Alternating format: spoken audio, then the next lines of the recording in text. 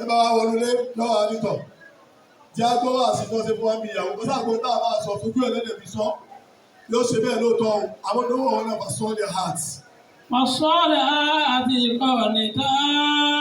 Tájà mójú dájú sọ́ọ̀lẹ̀ àátù àwọn obìnrin rẹ̀ kọ́ni táàtù ọ̀hún lóbìnrin tí kì í wo mòmí lẹ́yìn ọ̀dọ̀ ọkọ ẹ̀hún.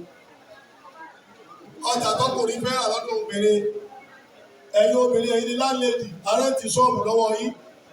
Àwa stọ́ọ̀kì gbogbo ọjà sínú ṣọ́ọ̀bù yẹn àwa mú kíì àti ṣọ́ọ̀bù yẹn pa nígbà táàtù wá mú kọ́kọ́rọ́ ṣọ́ọ̀bù ọwọ́ ẹ̀yin obìnrin náà láti fi dé lọ́wọ́ òun sọ̀rọ̀ tóbi tútù àti onígbóná wọ́n dàpọ̀ mọ́ra wọn kò sẹ́ni tó lè yẹjú ẹ̀.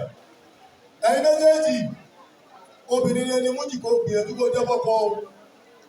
Àbá yìí lákòó jẹ́ kí n sọ̀kalẹ̀ jẹ́ kí n ráńdì ẹ̀ họ́pù. Àwọn tó wà lọ́wọ́ náà ìṣẹ́jú méjì lókù tí mo ní ẹni kan jọ̀wọ́ bá dùn mí ìṣẹ́jú méjì péré lókù tí mo ní. Ọmọ àtìyàwó nípa lọ́rọ̀ mi nǹkan bá lò lọ́wọ́ ẹ̀yin méjèèjì àbá yẹn kọ́ bá lò wí. Ìfẹ́wọ́ síta ájà mújì ájì Yusuf àwọn ní máa sọ ní márèjì báyìí ọ̀pọ̀lọpọ̀ ọkọ àti ìyàwó mi àwọn alákọ̀wé ló máa ń ṣe kẹyẹ tó sì dáa ni wọ́n máa ṣe wedding anniversary àwọn míì ṣe 40 years àwọn míì ṣe 30 àwọn míì ṣe jù bẹ́ẹ̀ lọ.